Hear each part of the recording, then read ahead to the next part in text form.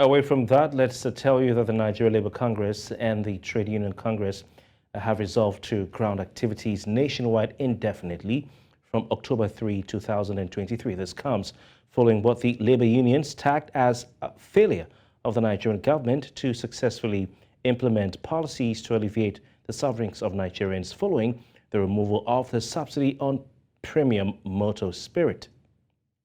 The 21-day ultimatum given by the Nigeria Labour Congress had ended last week. Its national president, Ajaero, complained that none of the demands put before the federal government had been addressed. Among other things, the two unions are asking for wage awards, implementation of palliatives, tax exemptions and allowances to public sector workers, and a review of the national minimum wage. The union first observed a two-day nationwide warning strike on September 5 and 6 to show its readiness for the indefinite strike later in the month. Well, joining us to discuss this is Ahmed Husaini. He's a public affairs commentator. Ahmed, thank you very much for your time.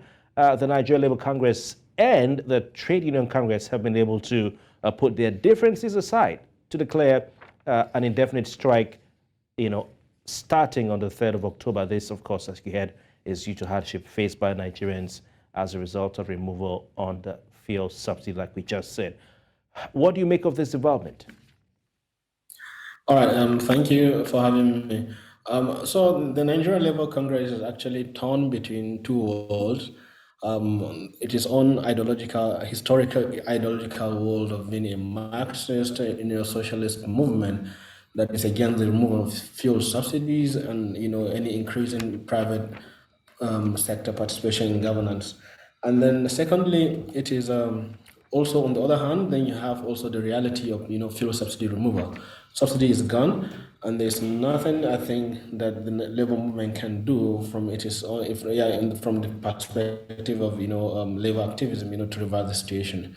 So now I think the labor movement is actually trying to walk a very fine line, between these two contrasting realities. It's beeping. It's giving me three times signal. Can I continue? Yes, please go on. All right, yeah. So and after that, there are some, emerging trends, around, the relationship between the labor movement and the greater Nigerian society. If you look at it, there's the labor movement has been actually losing legitimacy, because a lot of people are looking at the labor movement as being like a sellout, especially the leaders of the labor movement. People, after every round of negotiations, people see them caving in, to government's demand, and at the end of the day, people accuse them of selling out, whether rightly or wrongly. And then, secondly, also there's the issue of the labor movement participation in politics in the just concluded national election. And actually, that also affects the credibility and the legitimacy of the labor movement in Nigeria. So I think these two things now, most especially the political one, which involves political involvement of the labor movement in the presidential the 2023 presidential election, is already making some people to making some assumption regarding the legitimacy of the labor movement as a neutral pro-Marxist movement, not just a partisan extension of the Labour Party's political arm. All right. Some Nigerians see the NLC as being a toothless bulldog, a dog that barks without biting. Looking at recent threats of indefinite strike, do you think the present leadership of the labor unions generally, the NLC and TUC, are trying to use this subsidy issue to, make a political statement, perhaps, maybe to gain the trust of the masses? Yeah, actually, the labor movement derives its legitimacy and credibility from the masses. And if the masses are losing confidence and trust in the labor movement, then it is a very worrying development. And I think the labor leaders are very aware of this reality. And that's why they are trying to make sure that they do something substantial, to regain, public trust, to demonstrate to Nigerian people that, look, we've done our best, we've been able to force the government to commit to so and so and so demands. and then we've been able to negotiate the post-subsidy regime, to maybe in the favor of Nigerian masses. So that they're trying to do something really substantial that, would actually, number one, help them to save face and also regain some trust and legitimacy from the Nigerian public. Some have argued that the Nigerian government is already doing its best, to ameliorate, the suffering Nigerians are going through because they ended the subsidy on petrol, and that labor needs to back down at this point and not make things worse by going on an indefinite strike. What are your thoughts on this? Yeah, so I think the labor movement needs to be pragmatic. Pragmatic in the sense that, they need to abandon approaches that actually didn't work in the past.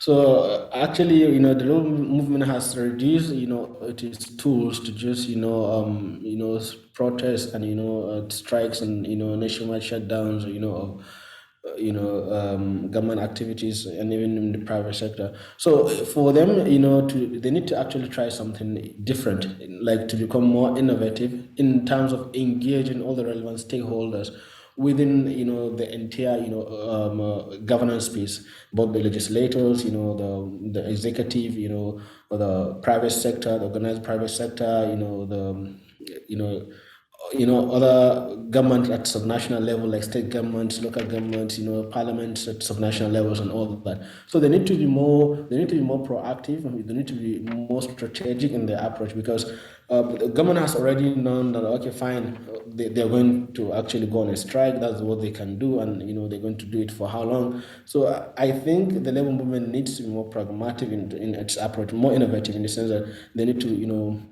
be engaging all the relevant stakeholders in order to build consensus around all these contentious policy issues. And because if you look at it, the issue of fuel subsidy is a fait accompli because it has already been done and there's nothing that's going to reverse it. So what we're going to do is not actually the what but the how are we going to negotiate a post-fuel subsidy regime future for Nigeria that's going to be beneficial for the masses, that's going to ensure that the suffering should lift and the benefits are actually maximized and brought forward faster.